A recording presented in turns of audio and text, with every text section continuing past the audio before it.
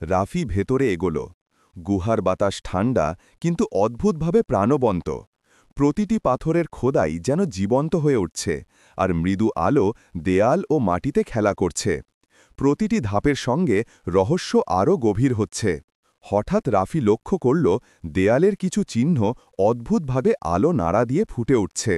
প্রতিটি চিহ্ন যেন বলছে, সাহস কর, এগিয়ে যা, তুমি ইতিহাসের মুখোমুখি হতে চলেছ। রাফির কণ্ঠে ভিজে উঠল অদ্ভুত এক স্বর। এটা শুধু গুহা নয়, এটি কোনো জীবন্ত ইতিহাস। পায়ের নিচে ফোঁটা ফোঁটা পানি পড়ছে।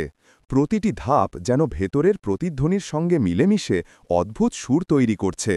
রাফি ভাবল, এটা কেবল তার পা ছুঁচ্ছে না, বরং মনে হচ্ছে গুহা নিজেই তাকে পরীক্ষায় ফেলছে।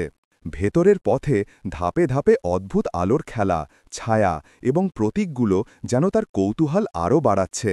হঠাৎ সে দেখল দেয়ালে লুকানো একটি ছোট গর্ত। রাফি কৌতূহল দমন করতে পারল না, এক পা ঢুকল। মৃদু আলো ছড়িয়ে পড়ল, আর সে দেখল একটা প্রাচীন সিন্দুক।